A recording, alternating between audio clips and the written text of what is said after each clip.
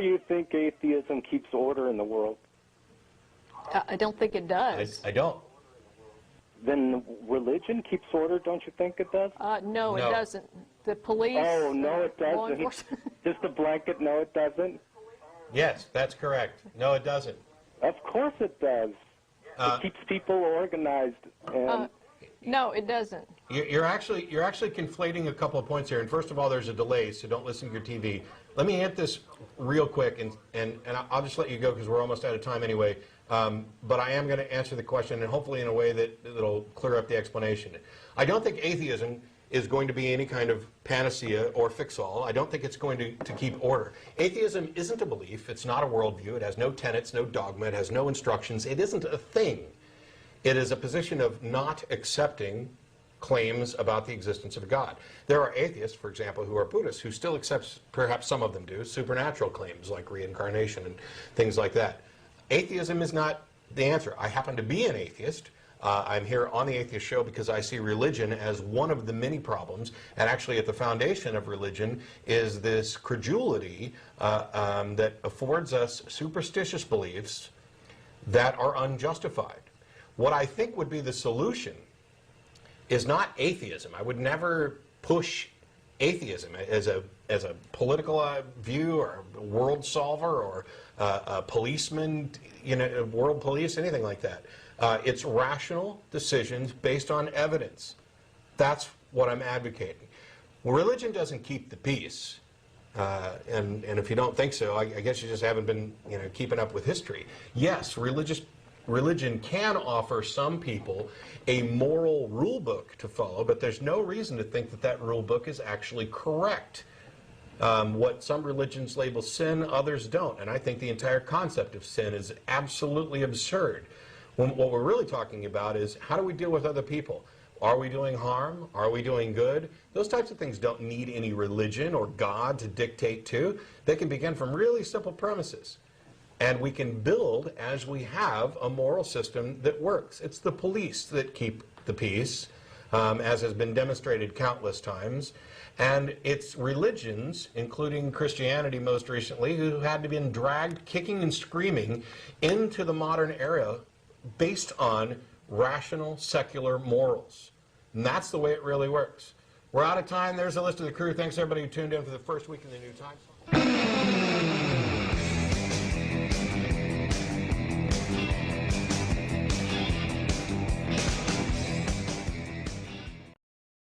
We got John in Melbourne, Florida. I can understand the emotional objection to like a murderer or whatnot. All of a sudden, because of their faith, they are, they're right with God just because of their faith. But what I think you're implying is that God is judging. You're presupposing there's some kind of standard. Why would God allow the murderer or the rapist to enter heaven? He's using a standard to judge them by.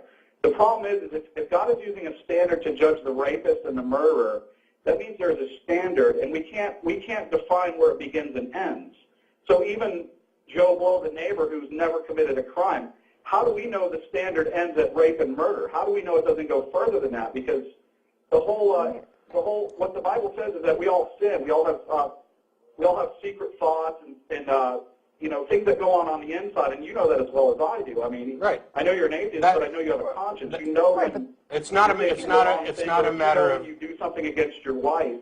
The problem is with that kind of you're limiting God on what He can judge. You're saying God should only judge a rapist or a murderer, but Joe Blow, the neighbor who's always gone to work and takes care of his family, should enter heaven. What the Bible says is that there is a standard.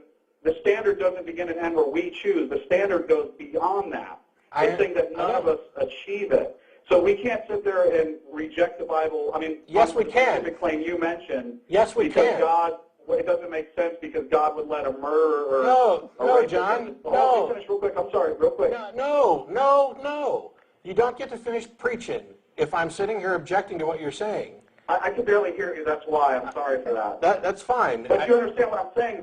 We got. For crying out loud. There we go. I was talking about that there are different standards that different Christian groups have claimed. I understand the position that you're talking about. It was one that I used to accept as well. What I'm saying is that you are fundamentally wrong.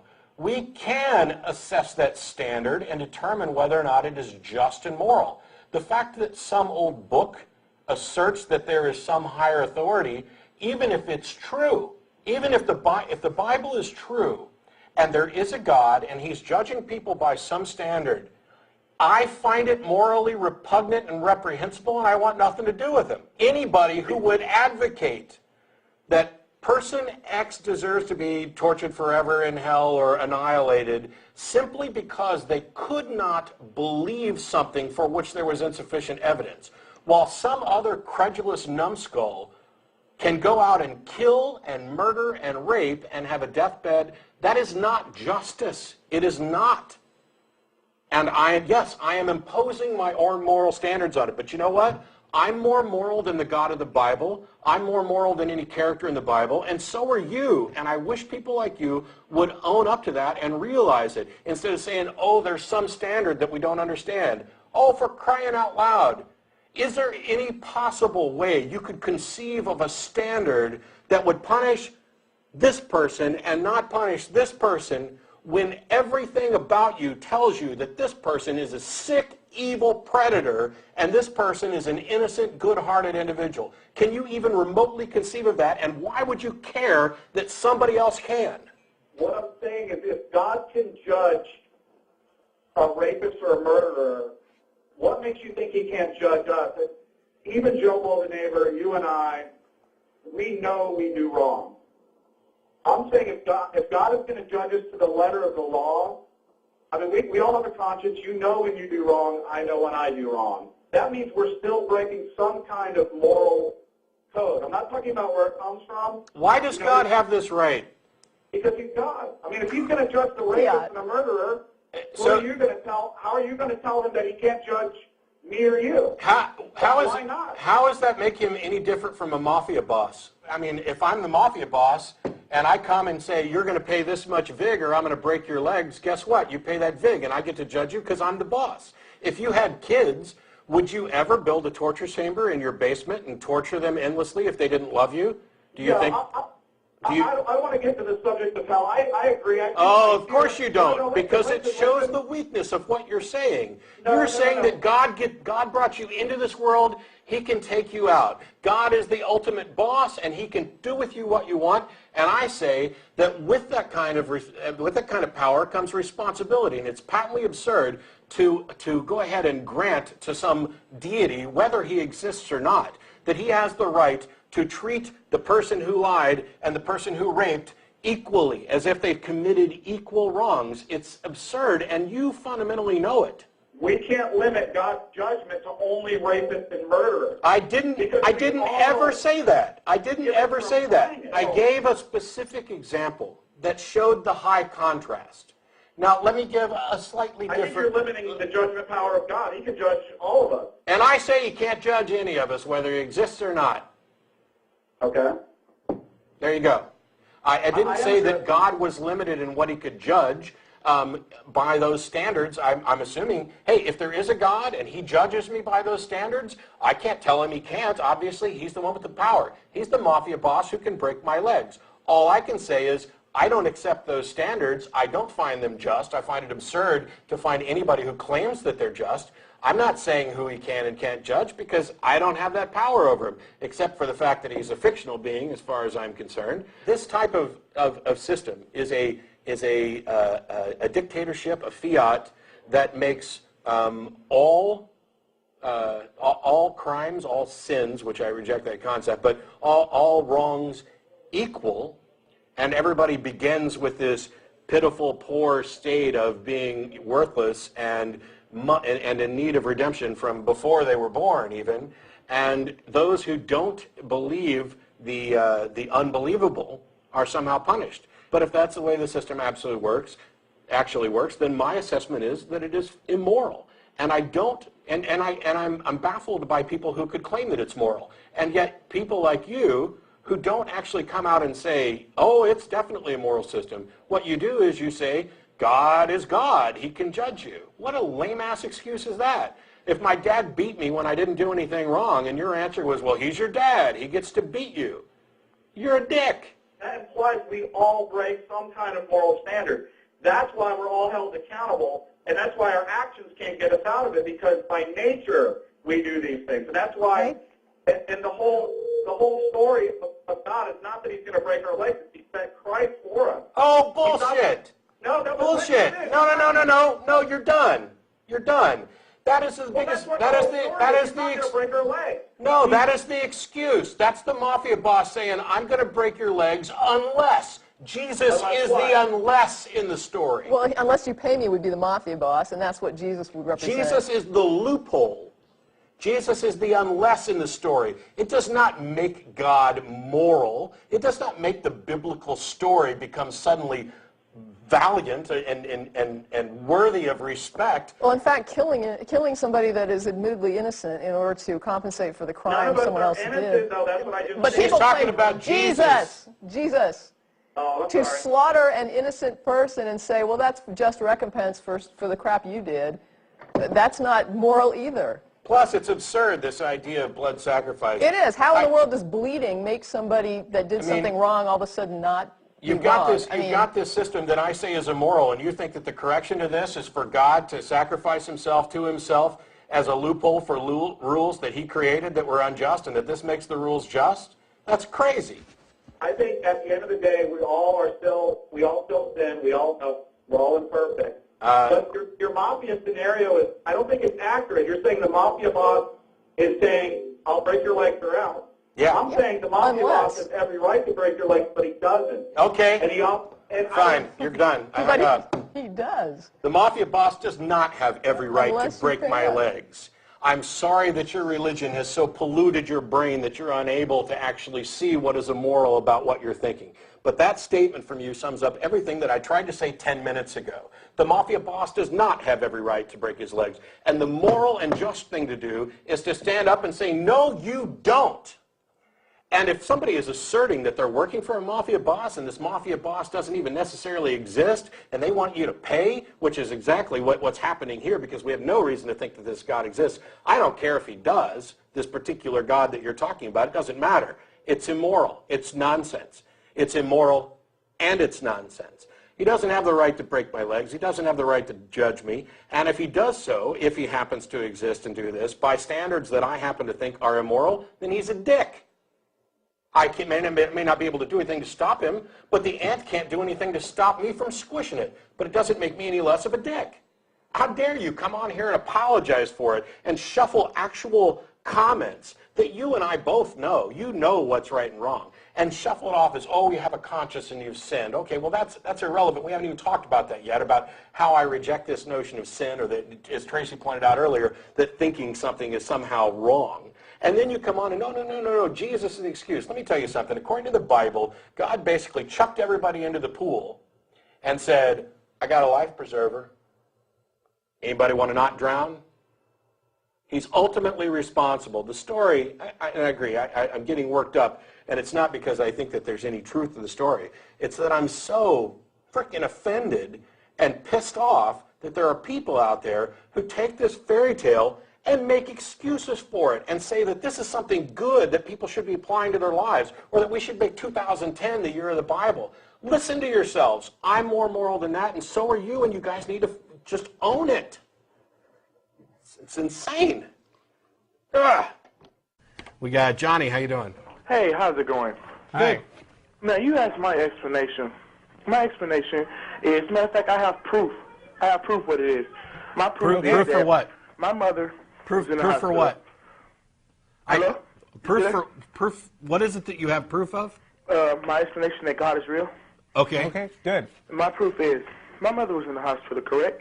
Well, my correction. And she was halfway dead or whatever, and they had it plugged up still. And the doctor called us in the morning and tell us, oh, she's going to die next minute. Come up there. Okay, so we come up there. They pull a plug from her. She's not breathing. They take her downstairs, and all of a sudden, my family leaves. We come back, and all of a sudden, she's breathing. So what is that? Is that Mother Nature, doctors, or what? Or is that God? What do you think that is? So let me get your story straight. Your mother was on the brink of death, and then she was fine, right? Yep. And that's proof that God exists. Yes. Okay, what do you call it when a person is perfectly healthy and then drops dead? Is that proof that God does not exist? No, that's just proof that whatever happens to that person happens. Okay, so Congratulations. You get the Caller of the Day award for being honest and answering your own question. Okay. there you go. Hello? There's There just you because go. just I think because we your can mom end right now. Yeah. Hello. Am I still on here? Yeah, you're Yes. still here. Okay, how about this then? Let me ask you a question. Well, wait. I'm sitting in front of- Can you listen, I'm sitting in front of- wait. All right. First, can you please acknowledge the point that was just made before moving on to another question? All right, good point. Okay, good point. Okay, let me ask you this. That's What do you tell 12 guess kids that that was sit here okay. right now to why is God not real? Why isn't he? Okay. Do you believe in unicorns? No, Why? Why? because unicorns are fairy tales and it hasn't been proven that there is one. You did You it again. are the best caller! You are the best caller ever. You can answer your own questions every single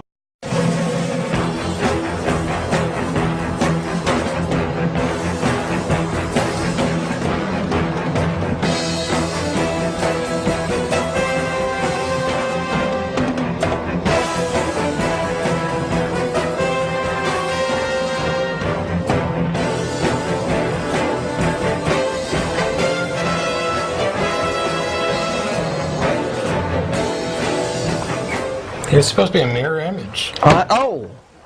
We can start over if you want. Can we Oh, we're live! Nah, Crap. happens all the time. Hello, everybody. Welcome to the Atheist Experience. We are live. I'm your host, Matt Delaney. Joining me this week, Martin Wagner. Howdy. We got, is it Jack? Yeah. How you doing, Jack? I said, well, what do y'all, nothing much. What do y'all think about reincarnation? Not much. Not much? Because I've been told I was an animal in a past life. I've been told I'm an animal in this life. Now I don't know. I mean, if we ever come up with anything that's in the way of credible evidence or of souls or any sort of evidence that supports ideas that are, what classically, called dualism, where there's a spirit apart from our mind and that sort of thing. Yeah, maybe there'll be something to it. But I think right now a lot of it is just it's an old traditional wishful thinking sort of thing. Be neat to be an animal, though. Yeah, sure. I'd rather be a human. All right, y'all take it easy. Thanks, man. Thanks. But keep exploring that. You never know where it might take you. Yeah, and I'm slightly off track from Martin on this. Not that I talked about this today too. Yeah. That the possibilities are, I think, great things that drive us towards discovery. But there are some ideas that I put into the realm of ridiculous because there's only so long that you can, and that an idea can be presented repeatedly without any evidence to support it. Sure. Before you start, instead of thinking, okay, there's something to this, now you think the thing that there is to this is not supernatural. It's not what they're claiming, but is in fact more likely to be the result of human desires, human fallibilities, human concerns. Everybody'd like for life to keep going, and reincarnation's a cool idea. Yeah, it's another variant of heaven or whatever sort of this idea that we'll just be able to continue on, and that's a natural desire. If you're somebody who believes in reincarnation, I disagree with you. I don't have a problem with you believing it. Yeah. Unless you're making decisions in your life based on reincarnation being true. Yes. Then I have a problem, and I'd hope that you'd see the problem yourself. And that is, this is the one and only life we know we're going to get.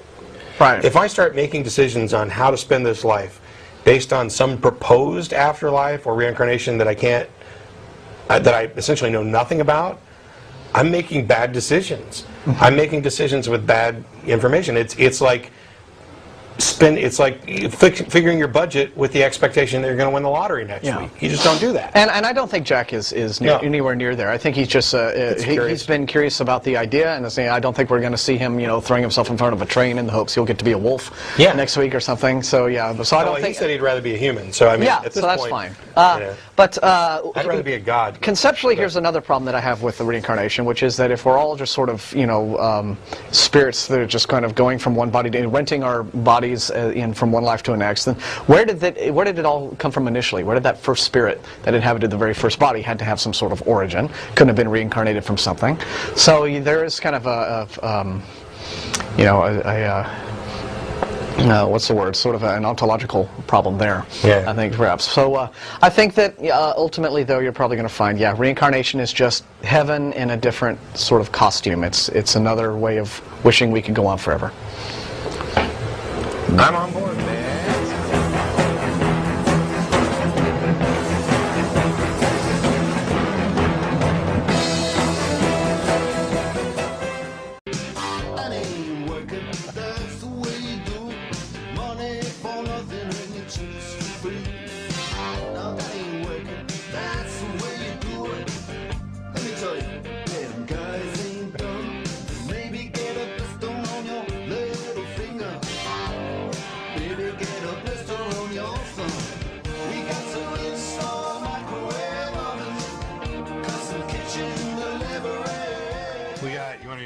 Yeah, let's take one more. Let's take one more here, and then one more round, and we'll. Hello? We have Steve on the line. Are you there? You know, boy, so many things to talk about here.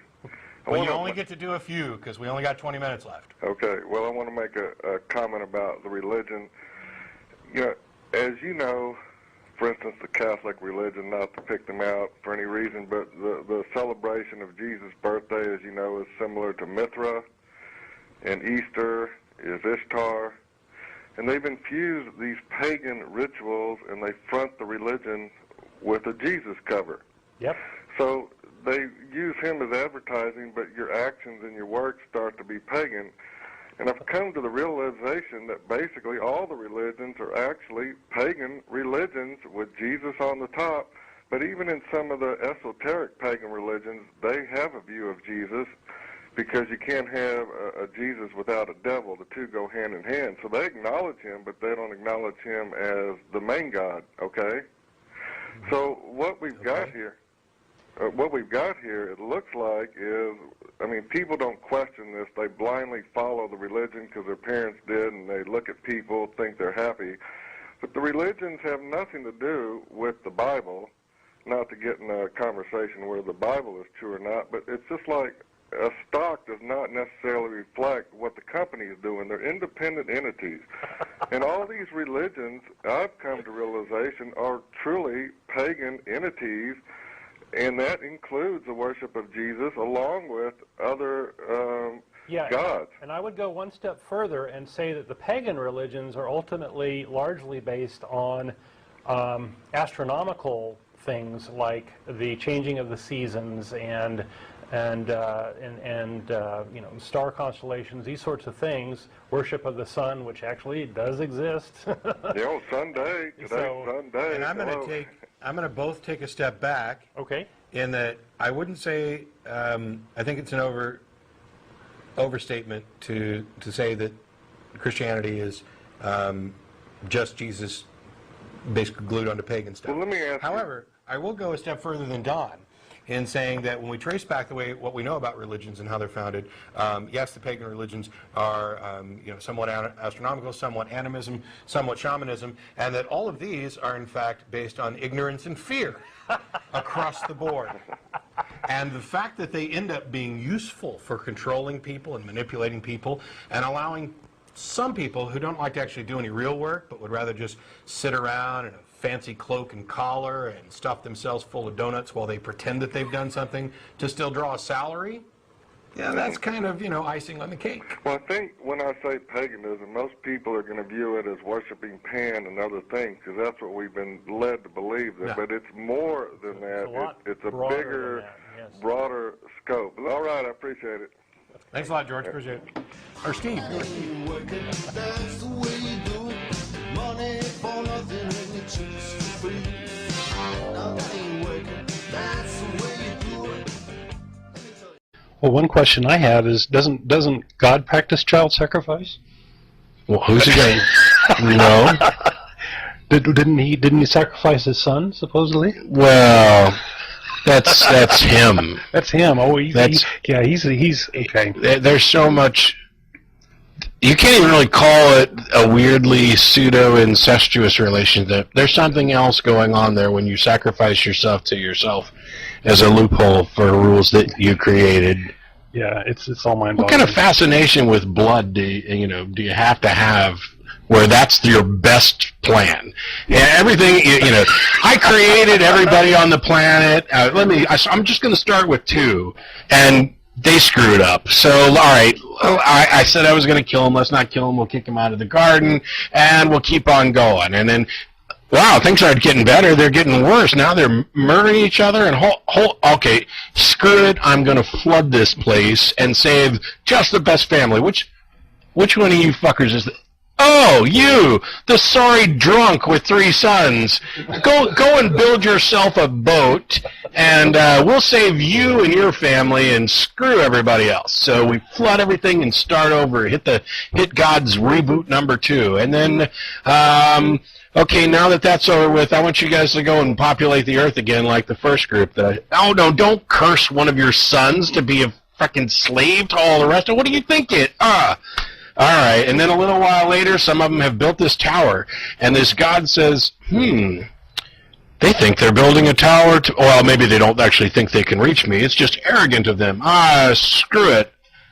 Let's confuse all their languages, and none of this works. And then, oh, wait a minute. Instead of trying to have the whole world worship me, I'm just going to pick my favorite tribe. And, hey, you guys are mine. And here's a whole bunch of promises. Hey, you got enslaved? Actually, they didn't, but, well, all right, then I'll do a whole bunch of miracles and lead you guys out, and then, oh, by the way, you, the guy that I helped here, come up to the top of the mountain, I want to talk to you for a minute, and here's some rules I think are probably pretty good.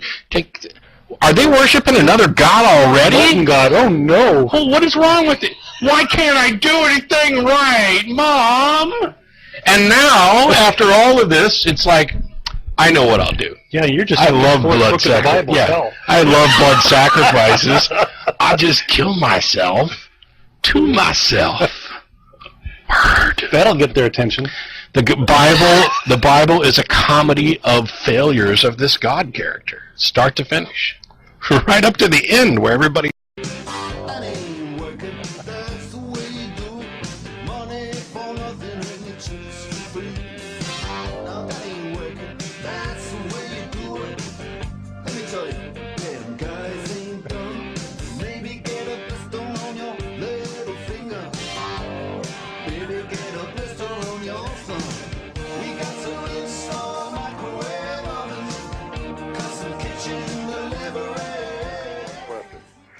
I was reading something yesterday about Freemasonry, which said it is the umbrella of all pagan religions. And I noticed there are symbols on all these churches. What is your view on Freemasonry? It's a club like Shriners or... with some secret handshakes that people have projected their fears and paranoia on. Secret organizations, secret clubs have been the backbone of paranoid conspiracy theories forever, because we don't know exactly what's going on in there, and it's all secretive, and, well, they pretend to be this, but we see this. Freemasonry doesn't have any secrets left. There's no reason to think they do. I guess if they do, we wouldn't know about it. But, I mean... They're really good at it. There are former Freemasons who have revealed the secrets and their rites and rituals, and I think, for the most part, it's just a dumb boys club.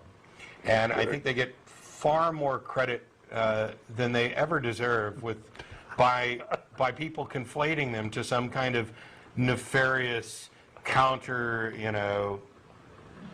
organization that's set out to dominate and control and rule the world. I mean, who doesn't want to dominate, control, and rule the world? Why blame it on the Freemasons? Don't we all?